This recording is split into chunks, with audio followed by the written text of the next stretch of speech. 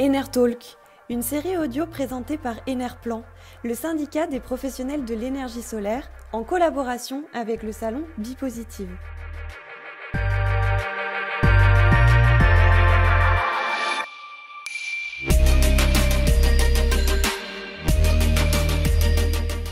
« 2020, année singulière, une année confinée, une année télétravaillée, une année masquée, mais une année pour évoluer. Lutte contre le changement climatique, indépendance énergétique et réduction des importations d'énergie fossile, mais aussi nouvelle croissance économique et nouveaux emplois, tels sont les enjeux de la transition énergétique. À travers leur engagement, la richesse et la diversité de leurs innovations et leurs projets, les professionnels de l'énergie solaire sont en pointe dans ce mouvement. À l'occasion de la 3e université de l'autoconsommation photovoltaïque qui se déroule cette année les 10 et 11 septembre, selon un concept unique, 100% en ligne, 100% gratuit pour les participants, nous sommes allés à la rencontre d'expériences d'autoconsommation très inspirantes. Enertalk, une série audio présentée par Enerplan en collaboration avec Bipositive, le salon professionnel de la transition énergétique des bâtiments et des territoires à Lyon, du 2 au 4 mars 2021. Dans ce deuxième épisode, direction les Hauts-de-France à Arras, où le bailleur social Pas-de-Calais Habitat mène une expérience très intéressante d'autoconsommation collective aux vertus environnementales et sociales, avec l'objectif de généraliser ce modèle à l'ensemble de son parc de logements. Tout de suite, ma conversation avec Jérôme Capel, le directeur innovation de Pas-de-Calais Habitat.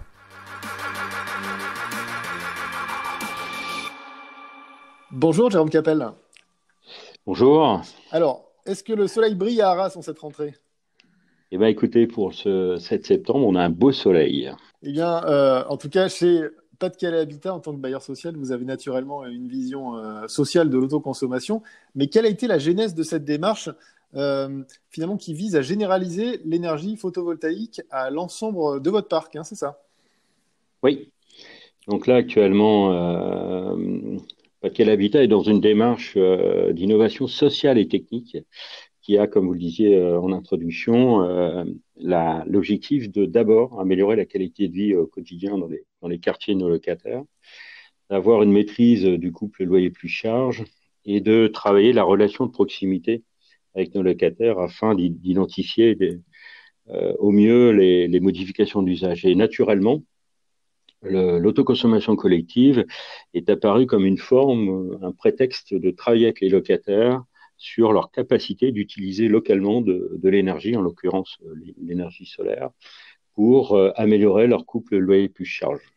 Donc, depuis quasiment 2011-2012, Pas-de-Calais Habitat travaille à améliorer par de l'énergie locale la qualité de vie dans les quartiers de ses habitants.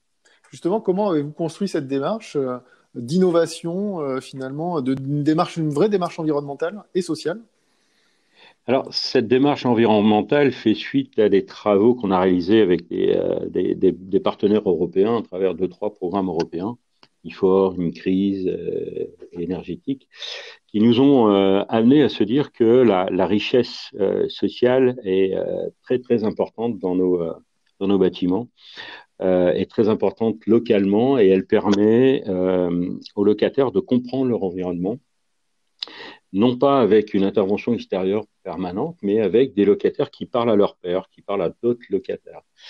Et donc, dans cette démarche-là d'écoute contributive, c'est du locataire pour le locataire, on s'est aperçu dans les différents ateliers liés à la maîtrise de la dépense énergétique, la MDE, que le locataire était réceptif et qu'il était prêt à changer ses usages à partir du moment où il comprenait le principe. Le solaire a de ça de particulier, c'est que la lampe s'allume quand il y a du soleil. Elle s'éteint quand il n'y en a pas. Et donc, c'est très, très simple à imaginer une lecture de facture avec le locataire en disant, vous voyez, si vous consommez pendant que le soleil est là, cette énergie-là, elle peut être directement déduite de votre facture. Et donc, depuis 2017, on travaille avec des groupes de locataires pour faire en sorte de dire comment on peut utiliser au mieux l'énergie solaire afin de pouvoir faire en sorte de faire des économies directes en changeant ses usages et en adaptant globalement ses consommations. Et alors justement, du coup, ce travail de pédagogie, est-ce qu'il fonctionne? Est-ce que ça paye? Et du coup, est-ce qu'il y a une vraie acceptation et des vrais usages par les locataires? Vous le constatez? Alors, il y a une vraie acceptation. Bien sûr, d'une partie des locataires, tous les locataires n'adhèrent pas. On est sur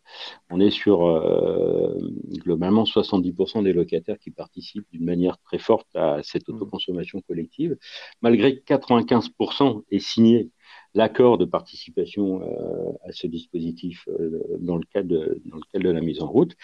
Mais sur ces locataires-là, par exemple, tout cet été-là, tous les jeudis, il y a eu des ateliers organisés par les locataires pour expliquer le résultat sur la facture. Plus de 40% de l'énergie a été produite par l'autoconsommation du locataire durant cet été, ce qui a provoqué chez le locataire, pour certains, des changements d'usage, c'est-à-dire décaler d'une heure ou deux l'utilisation de l'électricité pour être dans le spectre solaire. Et ça, on le constate pas forcément que sur la facture, on le constate à travers la présence des locataires aux ateliers menés par des ambassadeurs qu'on a formés, des ambassadeurs locataires qu'on a formés, et qui s'intéressent et qui sont aujourd'hui en capacité d'expliquer à d'autres leur facture d'électricité. Voilà, parce qu'aujourd'hui, les enseignements que vous tirez, c'est sur cette première expérimentation. C'est un site pilote, c'est 114 logements, c'est à Saint-Martin-Boulogne, hein, c'est ça? Oui, c'est à Saint-Martin-Boulogne. On a installé 400 mètres carrés de panneaux solaires. On était sur, en moyenne, 4 mètres carrés de panneaux solaires par logement. Cette installation, elle est directement raccordée sur nos parties communes, ce qui nous permet globalement, dans la clé de répartition, d'emmener avec nous les 114 locataires. Et sur ces 114 locataires-là, tous les locataires ont fait des économies entre 30 et quasiment 45 pour les plus performants pourcents de leur usage énergétique de l'électricité. Et parallèlement à ça, il s'est créé, dans une démarche sociale d'habitat contributive, il s'est créé un collectif d'habitants. Il s'est créé des relations lors de cette mise en place de ces équipements-là entre les habitants qui ont permis, notamment pendant le Covid, d'avoir cette solidarité sociale de personnes qui s'étaient connues au préalable dans les différents ateliers pour mener du portage d'eau, du portage de pain, pour mener de l'entraide. Et là, on a une association, on a un collectif d'habitants, on a une communauté. Alors, pas forcément liée qu'à l'énergie, parce qu'ils font plein d'autres services. Mais on a une communauté qui gravite autour de cette action d'autoconsommation collective qui est devenue et qui est aujourd'hui un bon prétexte à la duplication et la massification de ce principe-là sur nos autres sites. Oui, alors justement, là, le projet, c'est de généraliser aux 40 000 logements sociaux de Pas-de-Calais Habitat. Comment vous allez faire? Combien d'équipements ça va concerner? Et puis du coup, à quel stade vous en êtes aujourd'hui? Alors aujourd'hui, on est sur une ambition de développer sur le parc, sur 3 000 logements, 11 000 mètres carrés de panneaux solaires en autoconsommation collective. D'accord, c'est l'étape d'après, ça. Ouais, ça c'est l'étape d'après. Et là, on est à l'étape de faisabilité, c'est-à-dire que on a décroché un programme européen qui s'appelle l'EXI. Donc, on travaille avec 3 partenaires européens et le CD2E dans la région pour faire en sorte que on puisse regarder l'ensemble du modèle économique de la filière locale pour pouvoir installer, maintenir et développer ces 11 000 mètres carrés de panneaux solaires sur nos toitures, terrasses, plates dans un premier temps, pour faire en sorte de pouvoir dupliquer le système et trouver justement un modèle économique en capacité d'aller encore plus loin dans le retour entre l'investissement et l'effet social dans la qualité de vie de nos locataires. Ouais, on voit bien finalement que là, vous êtes en pointe dans ce mouvement.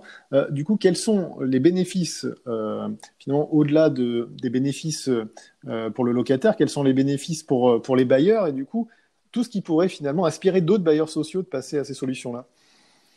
Alors, le bénéfice pour le bailleur, il est sur le fait que travailler avec le locataire en amont d'un certain nombre de consommations, d'usages énergétiques, fait en sorte de changer le statut, changer le positionnement de nos équipes de proximité par rapport au locataire, parce qu'on leur apporte une capacité d'écoute, de compréhension. En retour, ils comprennent la difficulté aussi de mener ce genre de projet-là. Et donc, on a une relation de proximité qui s'est modifiée pour améliorer globalement l'ensemble de la gestion quotidienne du bailleur. C'est-à-dire qu'il y a plus d'échanges avec le locataire, c'est ça? Voilà, il y a plus d'échanges d'un côté, il y a moins de réclamations de l'autre. Parce que en fait, les sujets du quotidien entre le bailleur et son locataire passent mieux parce qu'on a eu toute une période d'explication, d'enrôlement, de mise en place qui va bien au-delà de la conception liée à l'autoconsommation collective. Et alors justement, ces projets d'autoconsommation, aujourd'hui, qu'est-ce qui pourrait les accélérer? Est-ce que ce sont des services, des aides, des dispositifs d'accompagnement financier? C'est le cadre réglementaire? Qu'est-ce qui peut faire évoluer encore les choses? Alors, l'évolution pourrait venir enfin, il y a deux enjeux. Le premier enjeu, c'est de développer des filières locales qui permettent de trouver dans cette massification un coût du bois de crête qui permettent globalement d'avoir des investissements, de diminuer les investissements et de pouvoir massifier assez rapidement cette installation de panneaux solaires avec des équipements peut-être préfabriqués, avec une démarche de formation, une démarche d'emploi, d'insertion par l'économique. Ça, c'est des choses où on pourrait travailler dans une démarche beaucoup plus à la fois locale et régionale pour faire en sorte de pousser cette massification-là. Et le deuxième point qui peut aussi améliorer, c'est cette simplification globalement de la transmission de données vers le locataire pour avoir une visibilité beaucoup plus rapide du locataire sur sa facture pour faire en sorte que l'impact soit plus direct, plus visible, plus direct. Là, aujourd'hui, on est sur des systèmes qui nous permettent d'aller voir le locataire avec des bilans, des analyses. Aujourd'hui, je pense que la massification de l'autoconsommation collective devrait permettre d'avoir des résultats visibles, pédagogiques, beaucoup plus rapides au niveau des locataires, des usagers, pour que l'impact soit directement visible. Voilà, tout passe par du coup la favorisation de la massification de ces solutions. Alors du coup, vous allez participer à l'université de l'autoconsommation d'Enerplan. Qu'est-ce que vous attendez de cet événement? Cet événement, pour nous, va nous permettre globalement de mettre en valeur l'effet bénéfique sur la qualité de vie et la maîtrise du couple loyer plus charge dans l'installation de l'autoconsommation collective pour avoir globalement une massification qui va passer par la multiplication du nombre de bailleurs, la multiplication d'autres opérations qui va faire en sorte qu'on sera sur une démarche qui peut devenir très très forte à l'échelle d'une région, voire à l'échelle nationale, parce qu'au plus on assurera la quantité de bois de crête développée localement, au plus le marché va pouvoir se développer sur cette quantité de panneaux mis en place. Donc on a deux jeux. Le premier jeu, c'est de montrer que l'énergie locale peut favoriser le contact social entre des équipes de proximité, un bailleur et des locataires. Et le deuxième enjeu, c'est de montrer que globalement, si on massifie, pas simplement à l'échelle d'un bailleur, mais à l'échelle de plusieurs bailleurs, voire de l'USH, cette démarche-là, on pourra avoir des retours très très importants sur le modèle économique et sur la filière solaire. Oui, on voit que les retours d'expérience là vont être très, très intéressants. Voilà, je rappelle que l'Université de l'autoconsommation, ce sera les 10 et 11 septembre, ce sera 100% en ligne. Rendez-vous donc sur le site web d'Enerplan. Merci Jérôme Capel. Merci à vous.